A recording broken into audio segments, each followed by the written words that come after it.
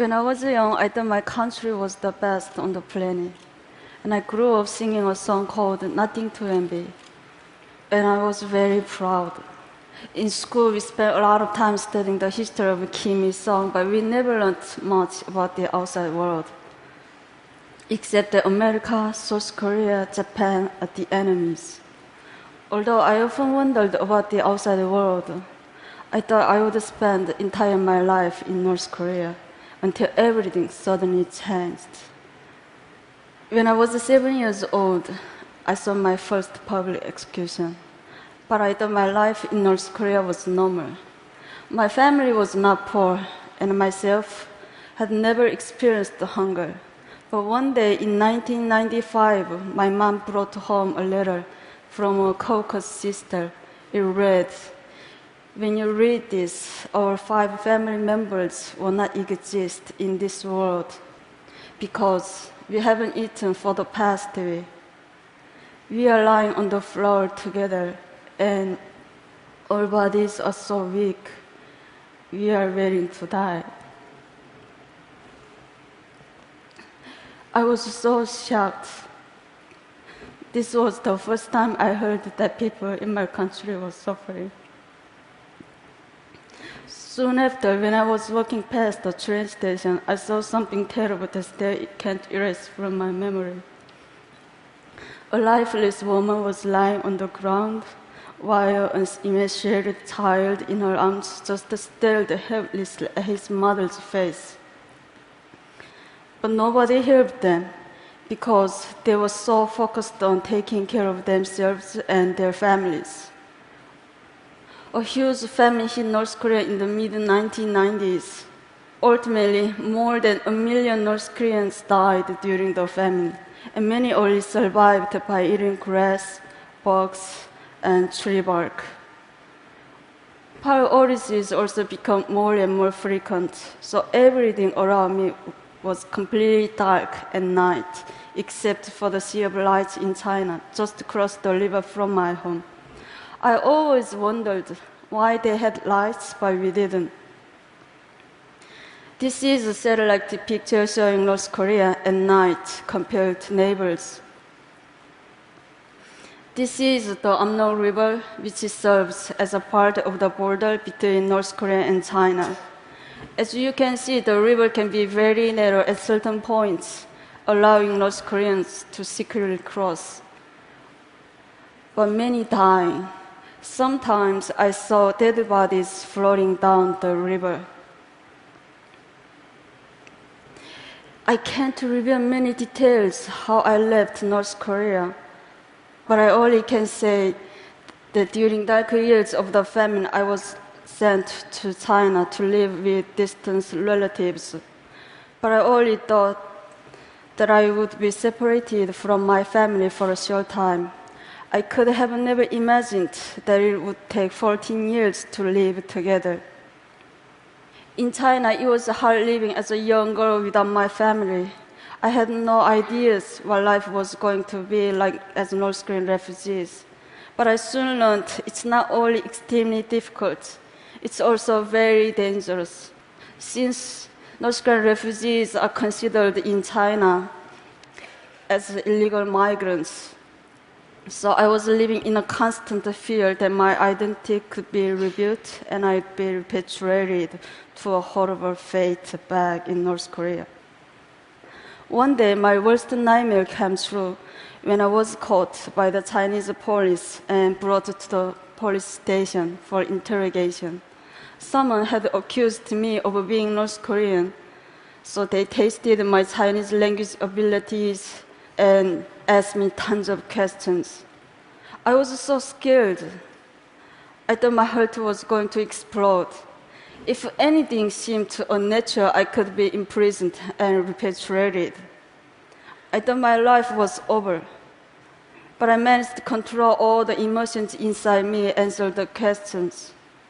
After they finished questioning me, one officer said to another, "This was a false report. She's not North Korean." And they let me go. It was a miracle.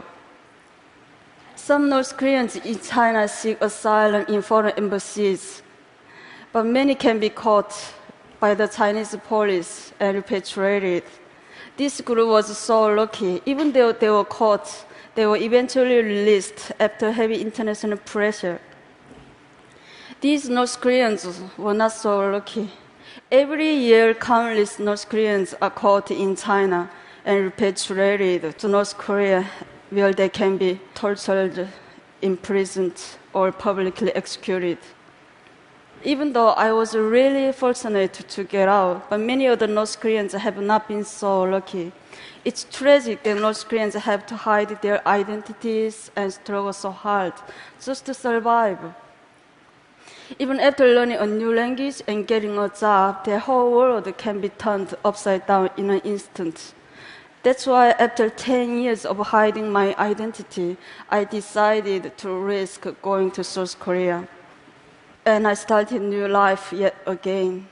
Settling down in South Korea was a lot more challenging than I had expected. English was so important in South Korea, so I had to start learning my third language.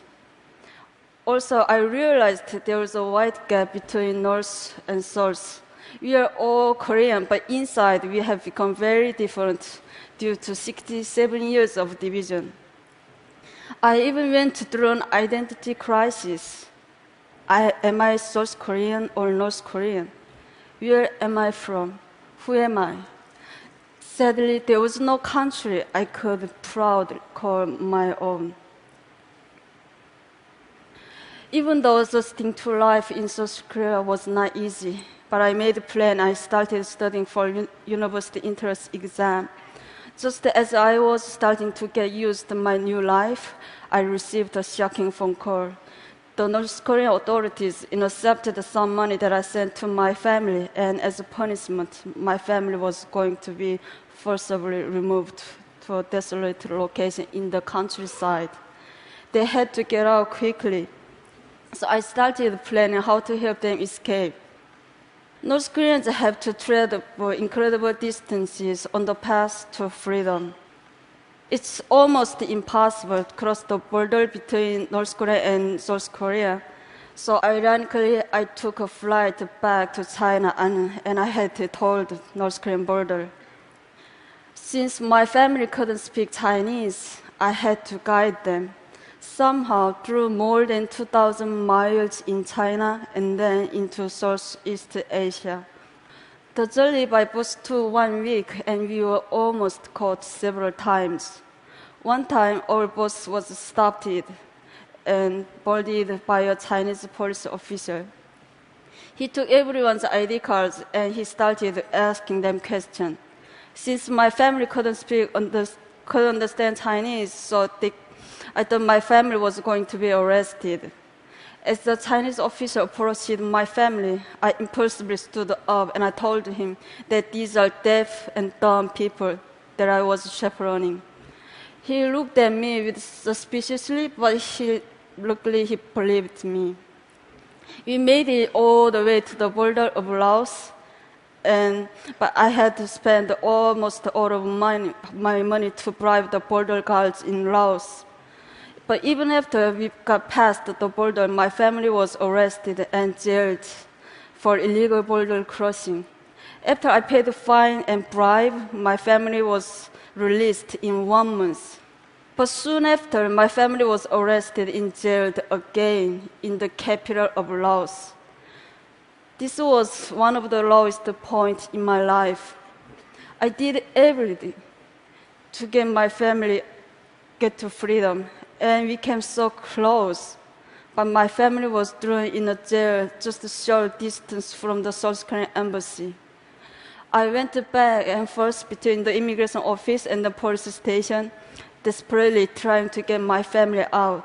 But I didn't have enough money to pay bribe or fine anymore. I lost all hope. At the moment, I heard one man's voice ask me, "What's wrong?" I was so surprised that a total stranger cared enough to ask.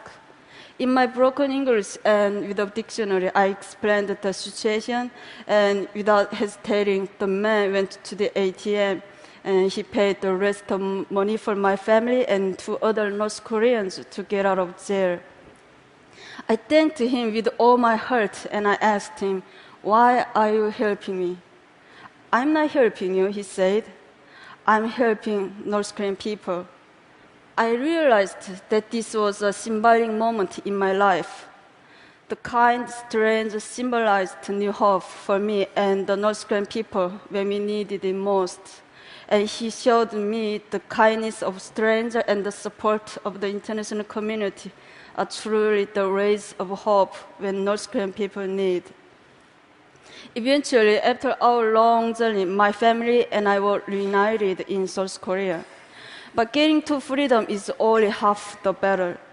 Many North Koreans are separated from their families, and when they arrive in a new country, they start with little or no money. So we can benefit from international community for education, English language training, job training, and more. We can also act as a bridge between the people inside North Korea and the outside world, because many of us stay in contact with family members still inside, and we send information and money that is helping to change North Korea from inside. I've been so lucky to receive so much help and inspiration in my life. So I want to help give aspiring North Koreans a chance to prosper with international support. I'm confident that we will see more and more North Koreans succeeding all over the world, including the TED stage. Thank you.